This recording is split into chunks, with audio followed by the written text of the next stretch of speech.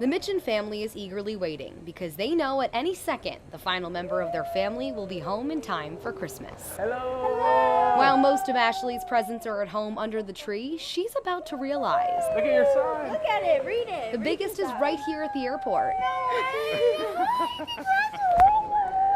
She's going to be a first-time aunt. Her sister Kelsey is pregnant. No way. She came all the way from Denver, Colorado, back home here to Louisville. Congratulations. Not fully realizing the surprise she was walking towards, she was too excited to give her mom a hug and finally see the rest of her family. No, I didn't even read the sign. This moment is the beginning of many different firsts for the Mitchell family. Hi, sweetie. Oh my God, make you a great-great-great-grandma. At 101 years old. I will be. Soaking in the exciting news while she makes her rounds through family, it all starts to feel real. I knew it. She really did. Yay. All of the emotions are hitting her at once. This is the first time she was away from family for the start of the holiday season. Are you gonna cry? Yeah, I'm trying not to. And while her tears may come and go, Oh my God. her sisters sure aren't. Love you so much. Everybody. In their words, family is the most important thing, and moving away from home just a few months ago hasn't been easy for these inseparable sisters. They try to make Ashley feel like she's not missing out, so while calls and FaceTimes will do for most catching up, they knew they had to wait until she was back in the bluegrass to tell her about the newest addition to their family. We've been waiting for this for about 2 weeks, so keeping a secret from her for 2 weeks has been really hard. The wait was well worth it, making the season of giving more meaningful than it's ever been before. Oh my gosh, I'm so excited. I've been waiting for it. I knew it was going to be a Christmas present. Been begging. She thought she was the last to find out, but little does she know the surprises aren't over just yet. It feels exciting. Wait, some of the family. Well, Granny and Pop don't know, and Aunt Tanya, so we wanted to tell them after we told you. I didn't even read the sign.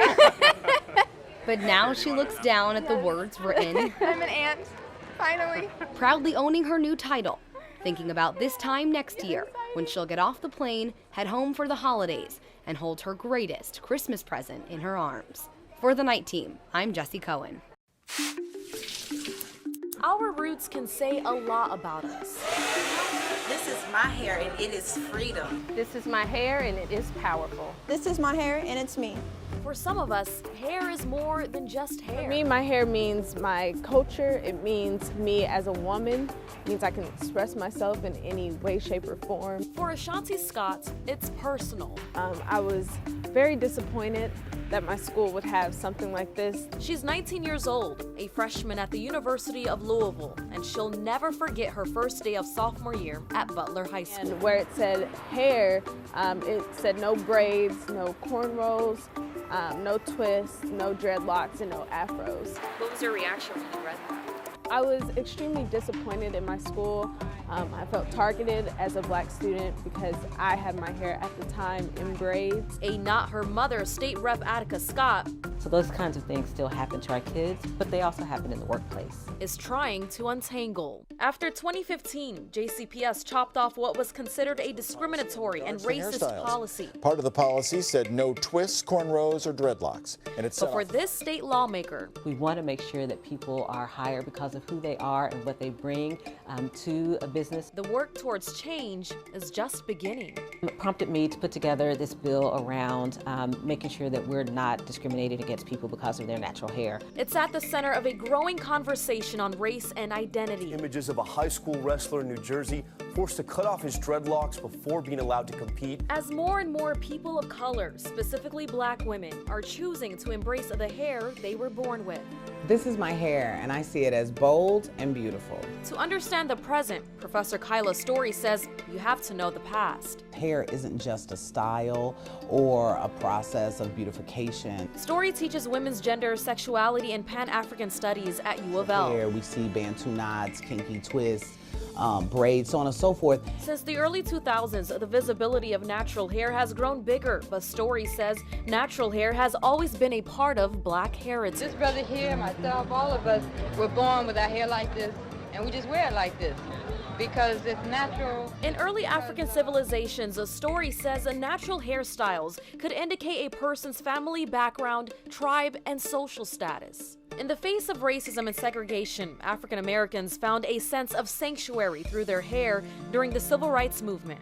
Black people reclaiming this black center, feeling empowered and resilient. Some hairstyles in ancient times and even now will take days, hours, and that was a way to bond with one another.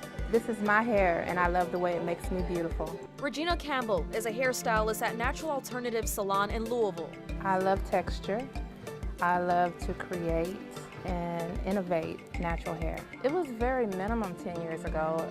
A lot of people didn't know about how to manipulate the hair. It was at a time when straighteners and relaxers were dominating. A lot of it wasn't a personal thing. It was more or less what society kind of put them in a box. But no matter the style, if anyone wants to wear their hair the way they want to, they should have that right. It shouldn't be any stipulations. And some states agree. This past summer, California and New York were the first two to pass a law that protects people from natural hairstyles discrimination in the workplace and in the classroom. This is my hair and it's my crown. State Rep Attica Scott is following in those same footsteps.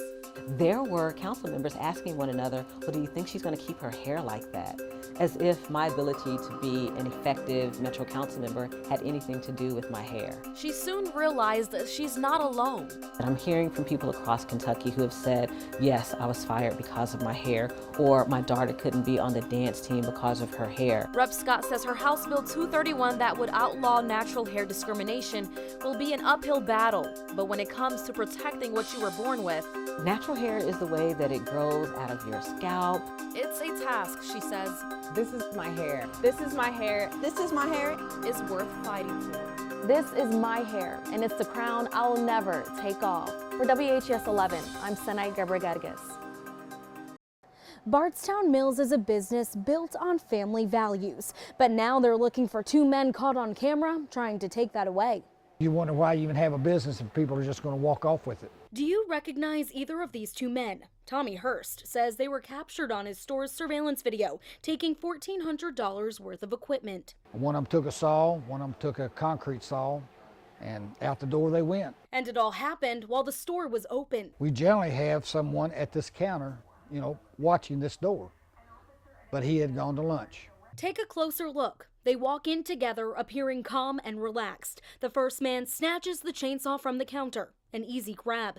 The second roams around for a minute before running off with the concrete saw, then getting away in this black SUV. I feel like that it's something that they probably do quite often. Tommy says most of his customers are regulars, but he's never seen either of these men before. I got a feeling that they're probably from a little further away than just Bardstown.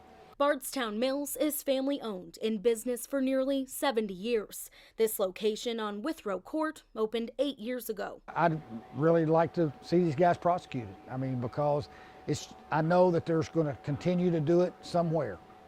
I mean, if I were just to scare them off from here, that probably would stop them from doing it somewhere else. Tommy hopes someone will come forward with enough information. But in the meantime, he says he plans to have an employee at this front desk by the door at all times. Reporting in Bardstown for the Night Team, I'm Heather Fontaine. Pablo Picasso was one of the most influential artists of the 20th century. Okay. He really explored new media. And for KMAC, that's really interesting. We wanted to show someone who really expanded on the artistic practice. So here we see an incredible array of drawings and paintings that make up a really seminal piece by Picasso. This is to share. I mean, the whole thing is to share. So this particular show really focuses on the craft or the process of Picasso. So now when you go from Louisville to Antibes to see the works that are shown here, you will see them in the place where they were done. So we have paintings, sketches, drawings, and ceramics. So much better in the light. I think this exhibition should be a great oxygen, you know, for the people, and you wouldn't leave the KMAC the way you came in. Yeah, I mean, that's ultimately what we want to share with the power of art. When you are a keeper of a collection, you have to think also of being generous to in a way which is to share, but to share with the right people. And I think the right people are also in Louisville, so I'm very happy on my side.